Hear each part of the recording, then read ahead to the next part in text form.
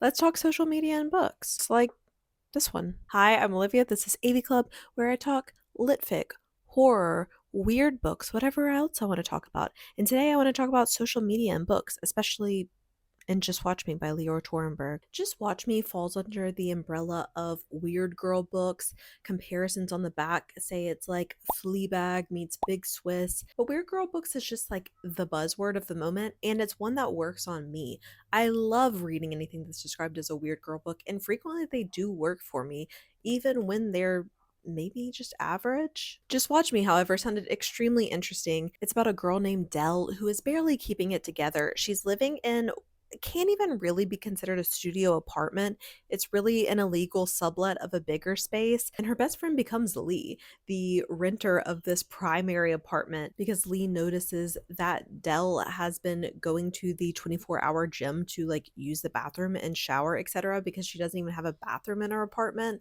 And so, yeah, it just like says, come on in, you can use my bathroom whenever you want. And then they become incidentally best friends from there very quickly over the course of a few months, which is where we meet Dell. Dell is broke. She is shoplifting groceries to make do, but that's like not even the biggest part of her problems right now. It's that her sister Daisy is in a coma, and you're getting hints as to why Daisy is in a coma throughout the course of the novel, but Dell feels such responsibility towards Daisy, but also does not want to go visit her and feels like this great source of anxiety about it and looking at her sister and dealing with her mother who wants her to go see her sister, etc. And so Dell does what any millennial Gen Z person tries to do whenever they run out of money, and that's try to make, a little money online.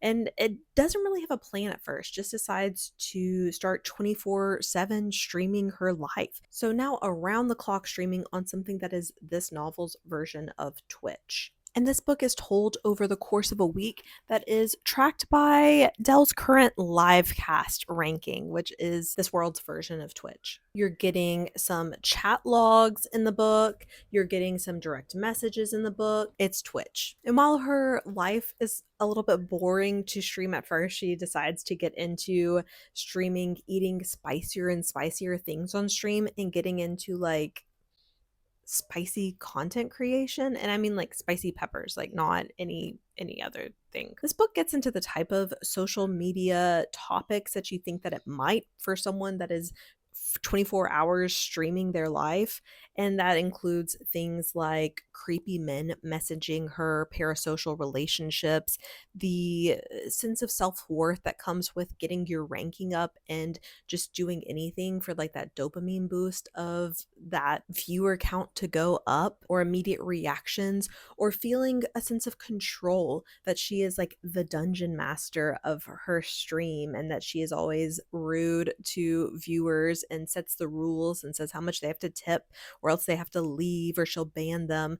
Like she is getting a sense of control here that she has nowhere else in the world. I really enjoyed the experience of reading this, with the exception of one thing, and it's pretty major. I hated how this book described the actual part of social media, not the themes that it was exploring, although there wasn't really a lot of nuance to it. Like it kind of introduced like obviously evil characters or obviously nice characters, and it was just very clean cut in that way. But just the act of like how it described the technicalities of this live cast system just got on my nerves throughout the book, because it is not that it was integrated so well in the novel that you were being exposed to this new type of social media. It was really just a reskinned Twitch, which would be one thing, except for it kept having to explain everything about it. And there's no part of me that thinks this was written with AI, but it was almost like, if you asked a LLM, like, explain to me how Twitch works, and then it had that paragraph in it like six times. Like it felt like that. It was not literally that, but it would be describing like how direct messages work or how viewer counts worked or how followers worked. And it's like, we're smart enough to get on board. Like you were literally just describing Twitch, so you don't have to over describe it. Like it felt padded in some areas by just like describing the technicalities of this website that was extremely easy to understand. And so that part irked me so much that it ended up not being like a great novel for me. And I don't think it really explored its themes in a completely new way, but it was so entertaining throughout. And I did want to see like what happened. Like it's almost like there's a mystery to figure out about like why Dell feels anxiety over things. And then you also know you're on like a week timeline, which is a really exciting feature of a book for me is like you see Monday you're this rank on livecast, Tuesday you've gone up this much, and you're like where's this going to go, like how far is this going to get stretched, and where are we going to be at the end of this, like is she going to be famous. It seems hard to believe that her life is really going to turn around because she's also just like not a person that you're going to agree with. Like she makes very questionable decisions. And so you're like, well, this is not going to be successful in the long run for you. You're not the most likable person. And also, you're not doing this because of a genuine desire to do these things. And so it's probably not sustainable. But this book did make me crave eating spicy peppers. I was like, I kind of want to try this out for myself. And I have been trying out at least some new hot sauces since reading this book. So it did do that for me. But it got me thinking because I so disliked how the Twitch equivalent was written in the story. How can social media be done well? And I have a couple recommendations for you today. In Gatsby by Jane Crowther, this is a modern day Gen Z gender swapped retelling of the Great Gatsby, and the way that it integrates Instagram, and I believe it's just literally called Instagram in this book, is so just naturalistic. The way that you think of living through someone else's parties, it made so much sense for the themes of like Gatsby and the Great Gatsby, that parasocial relationship that you can form, or that FOMO, or just like what it looks like to be kind of following along with someone's life without actually being there, but feeling like you are there because you're seeing it through this like very specific lens. And also how people that are not doing well and people that are emotionally wrecked can look like they're having the best time on Instagram. I thought that the way that it used social media made so much sense in a modern day retelling of the story, and it was just organic to the story. But going a little bit more retro in social media, Deep Cuts by Holly Brickley, I think really nails the idea of the early aughts or the early 2010s, the feeling of being on blogs and music websites and all of that older social media.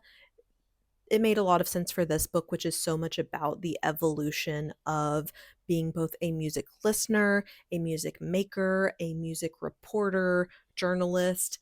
And it was so organic to this book. Like it just made sense and there was no way to tell the story without using those things and making it feel fully immersive, like the world building, because it utilized this evolution of social media, made a lot of sense for this book. And then No One Is Talking About This by Patricia Lockwood.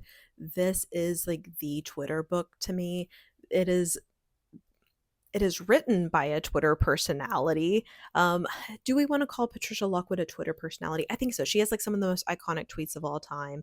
And in this book, our narrator is also kind of a Twitter poster and is also making kind of iconic tweets and is written in that style of uh, early Twitter brain rot where you are posting things in a certain type of way for a quick reaction, these short thoughts. I don't think anyone else could nail the feeling of like weird Twitter better than Patricia Lockwood. Like I think she gets it. And also it made so much sense for the story, like the contrast between short form content, short writing with like these bigger questions in life, the things that don't make sense, the things that cannot be summed up easily. Just an incredible emotional read, as well as being like very funny in how it talks about Twitter. So for me, a successful social media book makes it feel organic to the story and doesn't have to over explain things, because it is 2026. Like we know social media. You don't have to describe to a reader what like a direct message is, because if they don't know what a direct message is, they're probably not picking up weird girl lit. Like that is just my idea. And explain it once. Don't explain it like 10 times. Like it's just, we get it. Really, I just feel more disappointed in this book than anything, because there were aspects that I found so propulsive about it, that it was so readable. Like I think I read it in basically a single sitting. So not a bad book by any means, but yeah, it just kind of irked at me, and I wanted to have a chat about it. So, thank you for listening. Let me know, what are your best social media books? What are your worst social media books? Is it something that like turns you off if there are like formatting differences in books, like whenever it has chat rooms or text messages, like it'll have like the text bubble. If it has those formatting differences, does that set you off? Or is it something that's fine in moderation? It's not a big deal to me, but I hear lots of opinions, so I'd love to hear yours. But until next time, I'll talk to you later. Bye.